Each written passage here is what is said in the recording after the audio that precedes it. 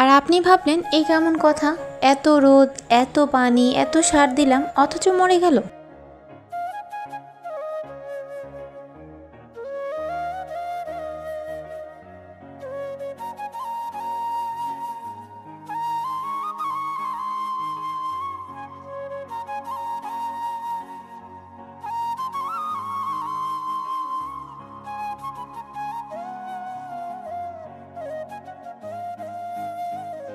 আসসালামু আলাইকুম সবাইকে, ওয়েলকাম করছি আমার আরও একটি নতুন ব্লগ ভিডিও দেখার জন্য।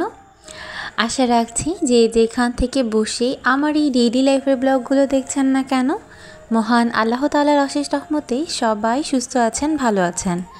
আলহামদুলিল্লাহ আমরাও অনেক ভালো আছি।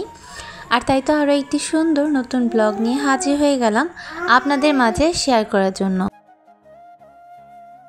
জানেন কি, প্যারেন্টিং এবং গাছ পালনের সাথে একটি সুন্দর সম্পর্ক আছে।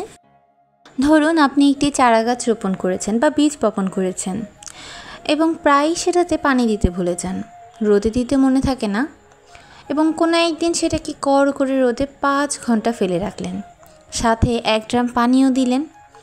আর যেহেতু অনেক দিন যত্ন নেওয়া হয়নি তাই দিলেন 1 বস্তা সারও, কিন্তু কিছুদিন পর দেখলেন গাছটা মরে গেল। আর আপনি ভাবলেন এই কেমন কথা, এত রোদ, এত পানি, এত সার দিলাম অথচ মরে গেল। আর এবার ভাবেন, এই একই গাছকে যদি প্রতিদিন একই সময়ে অল্প অল্প পানি দেন, কিছু সময় রোদে রাখেন, প্রতি সপ্তাহে আগাছা ঝাড়েন। প্যারেন্টিং একদিন সকালবেলা হুট করে একটা জিনিস কিনে দিয়ে কিংবা বেড়াতে নিয়ে গিয়ে হয় না, অথবা আপনি একদিন অনেক বেশি শাসন করলেন, একদিন অনেক বেশি আদর করলেন আর বাকি দিনগুলো আপনি খেয়ালই করলেন না, সেভাবেও হয় না। অথবা সারা দিন আপনি বাচ্চার প্রতি কোনো রকম খেয়াল করলেন না, যত্ন করলেন না, কোনো একবেলা গিয়ে আপনি হুট করে অনেক বেশি শাসন করতে শুরু করলেন, অনেক বেশি বকাবকি করছেন, হয়তো ধুমধারাক পেটাতে শুরু করেছেন, সেভাবেও কিন্তু হয় না।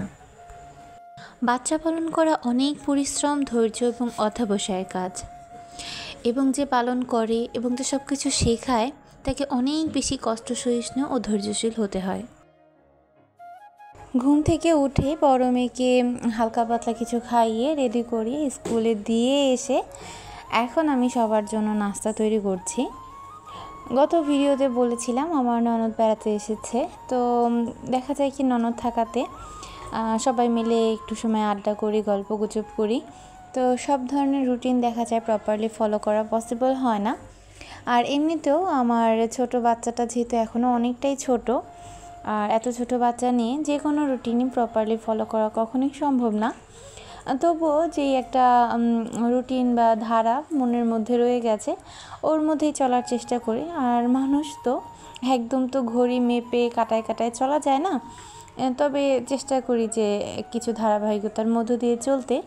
তবে এখন যেহেতু বাড়িতে মেহমান আছে, বাচ্চারা দেখা যায় কি সব বাধ্যবাধকতা মানতে চায় না, সুযোগ পেলেই ফাঁকিবাজি করতে চায়। মেয়ে তো স্কুলে যেতেই চাচ্ছিল না, তো এরপরে অনেক বুঝিয়ে শুনি মেয়েকে স্কুলে দিয়ে আসলাম। আসলে আমি বাচ্চারা যখন এইভাবে কাজিনরা একত্রিত হলে খেলাধুলা করতে পছন্দ করে, আমি খুব একটা বাধা দিতে ইচ্ছা পোষণ করি না। কারণ হচ্ছে কি, এই ছোটোবেলাটা না, এই সময়গুলো আসলে এই নির্দিষ্ট সময়টার জন্যই। একটা সময় পর আসলে ওদেরও এই বয়সটা থাকবে না, আর এই ধরনের খেলাধুলা করার মন মানসিকতারও থাকবে না।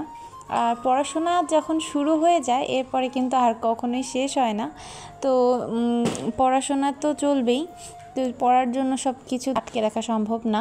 কারণ হচ্ছে পড়াশোনা তো আর শেষ হবার না যে পড়া শেষ হলে পরে খেলবে, ততদিনে তো এই খেলার বয়সই চলে যাবে। তো যাই হোক, এই তো এখানে আমি আমার মেয়ের আবদারে হচ্ছে তালের পিঠা বানাবো। গত ব্লগে দেখিয়েছিলাম তাল নেওয়ার যে ক্লিপটা, তো এর পরের দিন এই ভিডিও এটা হচ্ছে সারা রাত তালটাকে এইভাবে কাপড়ের মধ্যে ঝুলিয়ে রাখা হয়েছিল, যাতে করে এক্সট্রা যে পানিটা দিয়েছিল সেটা যেন ঝরে যায়।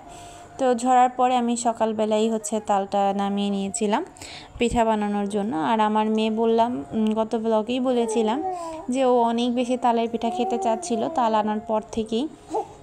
ওর হচ্ছে পিঠা খাওয়ার জন্য অনেক মর্জি। তো আমি আসলে সময় করতে পারছিলাম না, তো ভালোই হলো যেহেতু খালা এসে তার বান্ধবী আমাদেরকে তালটা নিতে সাহায্য করেছিল। তো আমিও আর দেরি করলাম না, তো ঝটপট করে তালের পিঠাটা বানানোর জন্য আমি মানে ডোটা তৈরি করে নিয়েছিলাম। তো একটু সময় রেস্টে রেখে দিলাম। তো এর মাঝে হচ্ছে আমাদের নাস্তা করা শেষ, আর আমি চাটা একসাথে বানিয়ে ফেলেছি। তো এখন আমরা একটু চা খাবো, এরপরে এসে তালের বড়াটা বানাবো। আর মেয়ে স্কুল থেকে আসার আগেই বানিয়ে নিচ্ছি, যেন স্কুল থেকে ফিরে এসেই বড়াটা পেয়ে খুশি হয়ে যায়। যেহেতু স্কুলে যাওয়ার আগে মনটা একটু খারাপ লাগছিল, কাজিনদের রেখে স্কুলে যেতে চাচ্ছিল না। তো স্কুল থেকে ফিরে এসে যেন ওর পছন্দের খাবারটা দেখে খুশি হয়ে যায়, সেজন্যই এই চেষ্টাটা করা। চাইলে বিকেলে বা অন্য সময় বানাতে পারতাম, তবে ভাবলাম যে বানাবোই যেহেতু, আর ফ্রিজে রেখে লাভ নেই, একবারে সাথে সাথেই বানিয়ে ফেলি।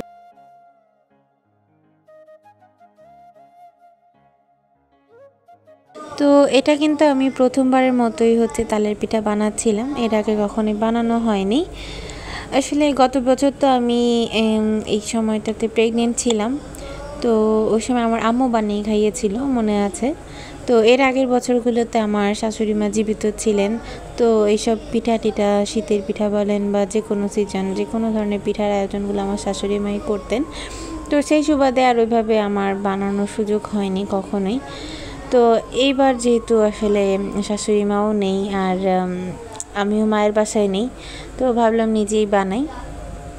তো অনেক বেশি নার্ভাস ছিলাম আসলে, প্রথমবার বানাচ্ছি, তার উপর বেশি করেই বানাচ্ছিলাম যেহেতু আমার ননদ আছে, ওর বাচ্চারা আছে, জায়েরা আছে, জায়ের বাচ্চারা আছে, তো মোটামুটি অনেক মানুষই। তো ভাবলাম যে যদি ভালো না হয় তাহলে এতগুলো মানুষের খাবারই আসলে নষ্ট হয়ে যাবে।